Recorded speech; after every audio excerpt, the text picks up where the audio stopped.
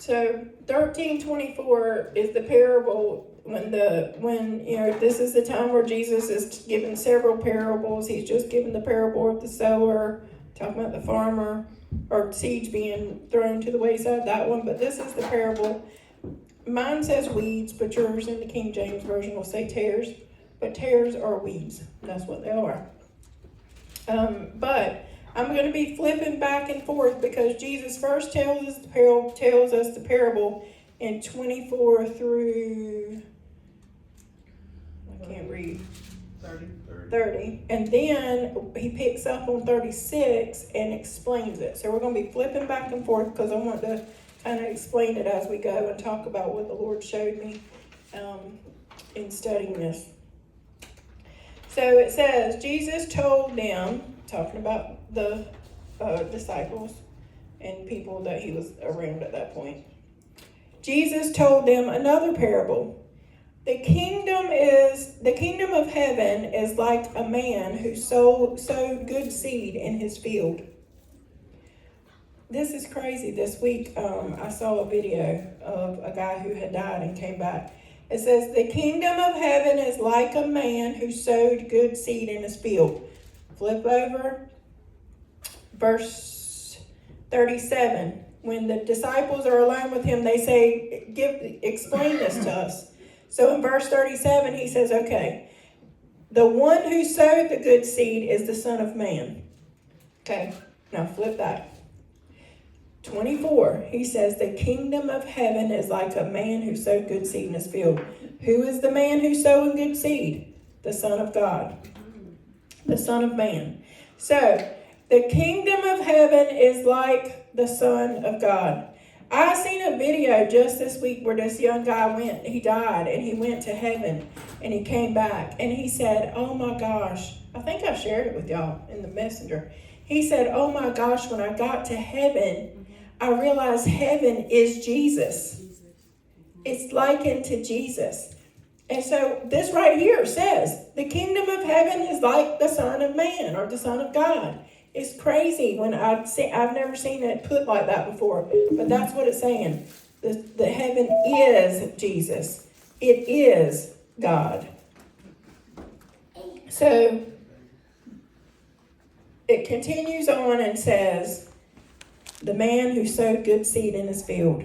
But while everyone was sleeping, the enemy came and sowed weeds among the wheat, or tares, and went away. So while everyone was sleeping, when it says people are sleeping in the Bible, it's talking about people are being slack. People aren't watching. They're not waiting on the Lord. They're busy, right? So while everyone was busy, the enemy came and planted weeds, tares. When it uses tares, I didn't realize this until I was studying this, but tares are not just any weed. They're specific to wheat. They're specific. There's a purpose. And then it says the enemy sowed the weeds and then left. And like I said, it was while everyone was sleeping. And then when we flip back over to 37, right after that, it says the field is the world that the seeds are being sowed in. The good seed stands for the people of the kingdom, and the weeds are from the people of the weeds are the people from the evil one. And the enemy who sows them is the devil, which we pretty much figured out, right? So he's saying the Son of Man has sowed the good people of the kingdom. While they were sleeping, though, the enemy comes and sows in the weeds to grow among them. And when the wheat sprouted and formed heads, the weeds also appeared, the tares. And the owner's servant came to him and said, Sir, didn't you sow good seed in your field? Where then did the weeds come from? And he replied and said, the enemy did this. And the servant said, do you want me to go and pull them up? And he said, no, because while you're pulling the weeds, you may uproot the wheat with them. Therefore, let them grow together until the time of harvest.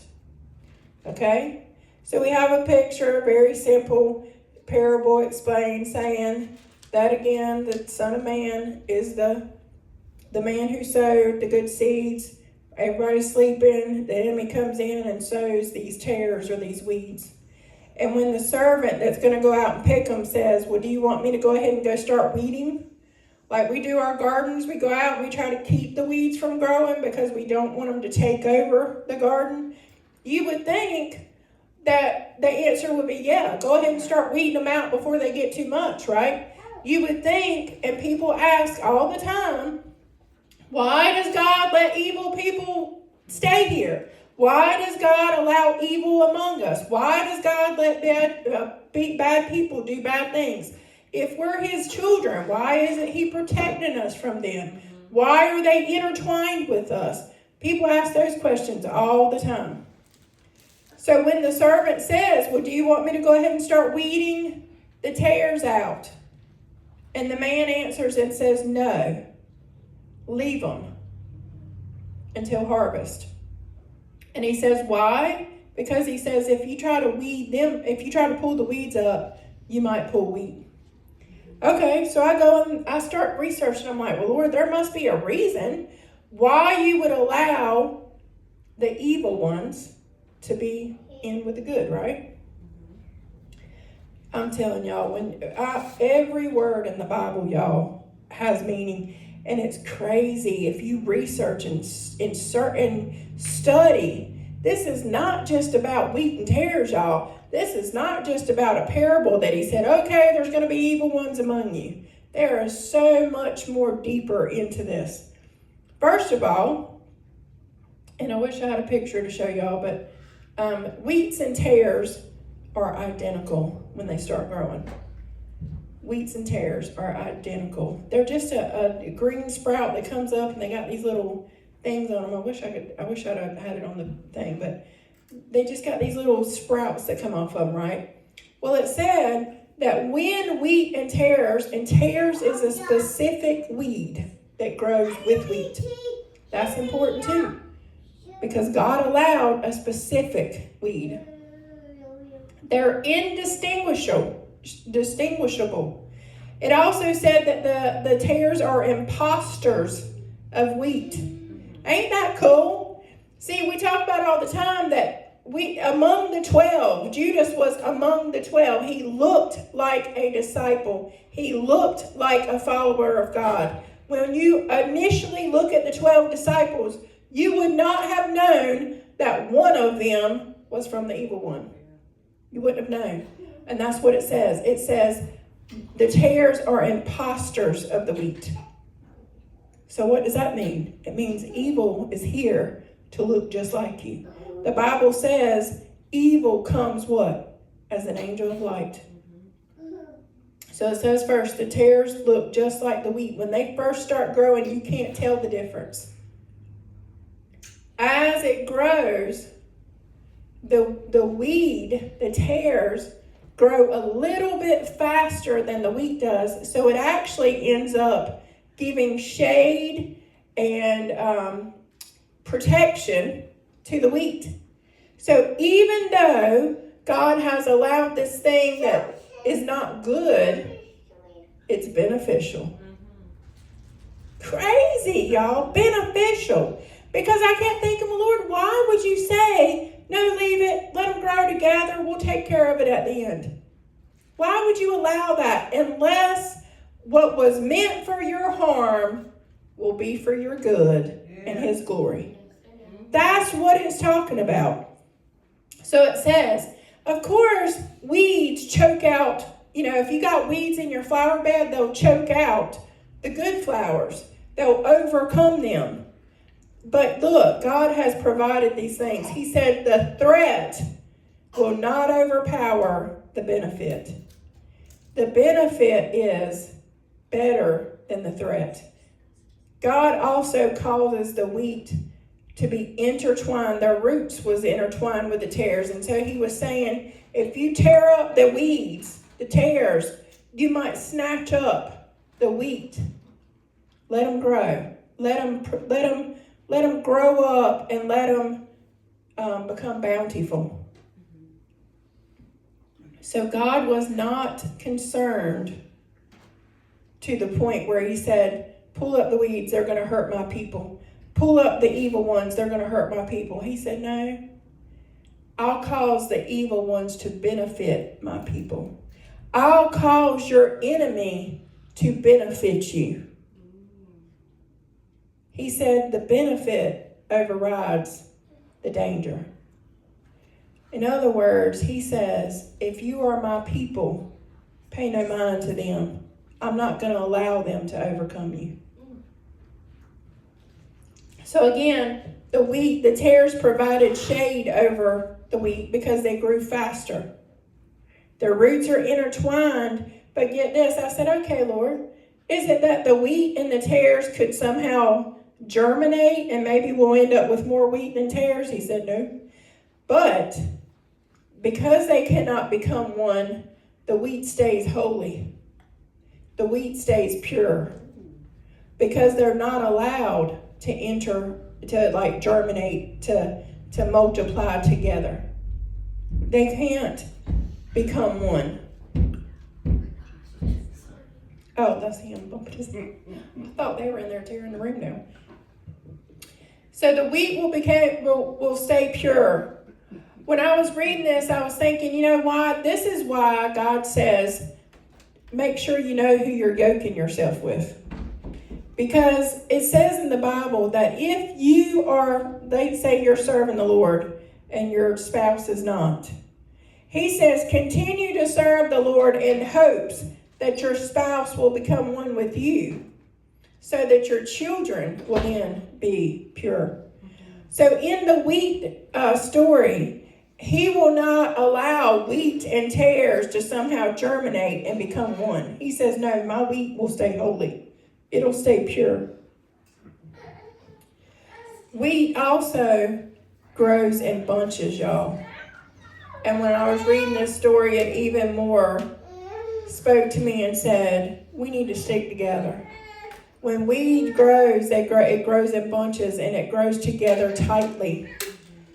The tares are only allowed to grow up in spots that they have to get in between there.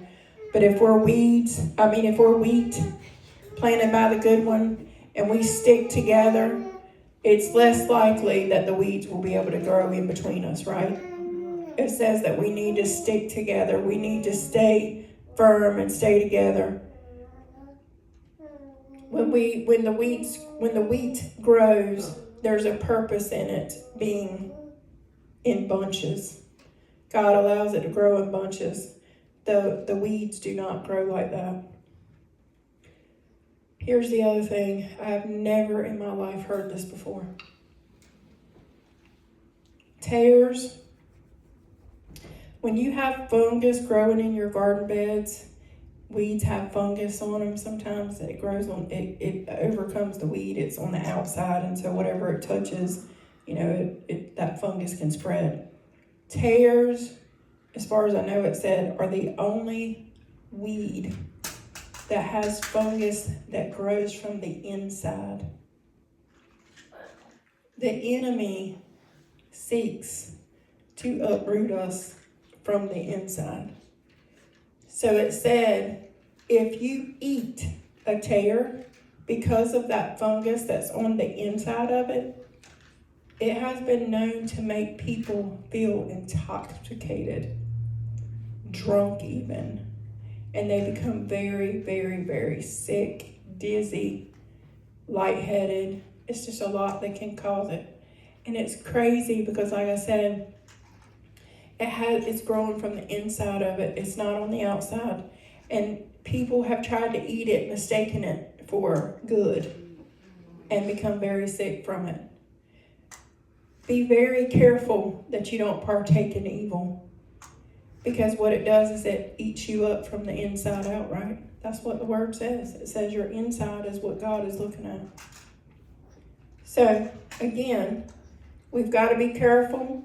There are evil among us. There has been allowed to be the seed planted from the evil one. But God said, no, don't worry about that. I have allowed them to be among you, but they will not overcome you.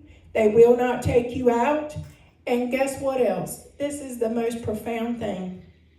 If you allow wheat and the tares to grow together, when harvest comes, they can tell the difference between the wheat and the weeds, the tares, because wheat grows and it's so productive.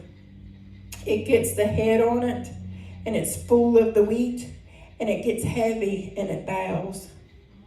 And that's how they can tell wheat from tare, because a tare will never bow. It sticks straight up in the air. It's proud of itself. But the wheat gets so big, and the tares are very skinny and have very little shoots on them. But the wheat gets big, and it's called the head, and it just bows right down. That's how they know the difference when they go in a field. It's crazy that God's creation speaks of Him. So let's go back to the word. When the harvest is ready, He says, let them both grow together until harvest. And at that time, I will tell the harvesters, first, collect the weeds, tie them in bundles to be burned, and then gather the wheat and bring them to my barn. And flick over to the next page on verse 39, or the last part of 39. It says, the harvest is at the end of the age, and the harvesters are angels. So it's saying this is what's going to happen at the end of time. As the weeds are pulled up and burned in the fire, so will it be in the end of this age. The Son of Man will send out His angels, and they will weed out His kingdom, everything that has caused sin and all who do evil. They will throw them into the blazing furnace, where there will be weeping and gnashing of teeth. And then the righteous will shine like the sun in the kingdom of their Father. Whoever has ears, let them hear. Very clear. You will either be bowing to the Lord as the wheat does when it has fully matured, or you will be the wheat that serves no purpose, the weed that serves no purpose, the tare that is not good for food. It's not good for anything. And like I said, when some people have mistakenly partaken of it as food, they've become very, very sick from it, very intoxicated from its fungus. It has eaten them up from the inside out. God is going to allow us to grow and to mature before judgment. Anything in between, you are still growing in the Lord. I think we get caught up sometimes in thinking that overnight we're supposed to be this holy development of a person. But this says He allows us to mature and to grow before He makes that decision. We have to be so careful in not judging people based on what they look like. The story tells it, because we look a lot alike sometimes. We have to be careful in judging people what they look like. But you also have to know that you're either going to be one or the other. You cannot be both. God will not allow it. You've got to mature and grow in the Lord. He's fine. You've got to grow and mature in the Lord. You're going to either bow to Him, or you're going to be too proud to bow to Him. You're either going to be used for good, or you're going to be evil. You're either here to grow and produce fruit, because that's what wheat is. It produces its fruit. You're either going to be here to grow and produce fruit, or you're going to be cast out in the fire because you ain't worth nothing. You're not beneficial. He says He understands that there's things and people that are here to come against you. But He's not going to allow it to overtake you. You have to accept the fact that they're here. They're going to be allowed to do some things. Hey. Hey, don't do that. You don't want to make a mess. But they're gonna be allowed to do some things, but you've got to understand that God has purpose in all things.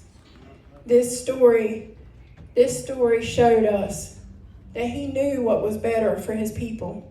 He understood that there was seeds sown in the nighttime when people were asleep. But he said, leave them. Let them grow. The threat to choke them out and kill them was not greater than the benefit of letting them grow together. I think that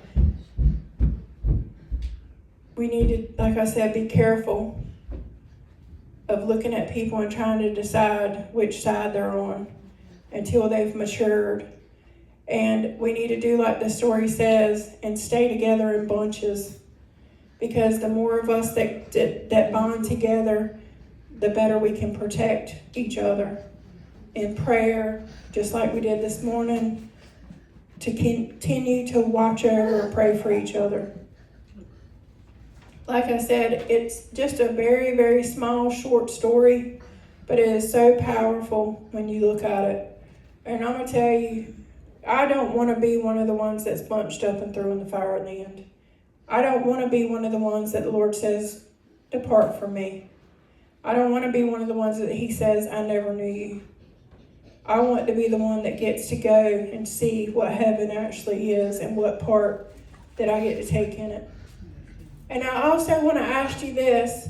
If one day I'm not here, not because I've passed away, but if one day I don't walk in here, or one day you see me in Dollar General, and I ain't still who you thought I was, please pray for me. I mean, we need to uphold each other. We need to hold each other accountable. We need to watch out for each other. We need to hear each other out. When I talked to Sean the other day, I prayed with him and talked to him and encouraged him. And look, we've got to encourage each other. We've got to hold on. Let's pray.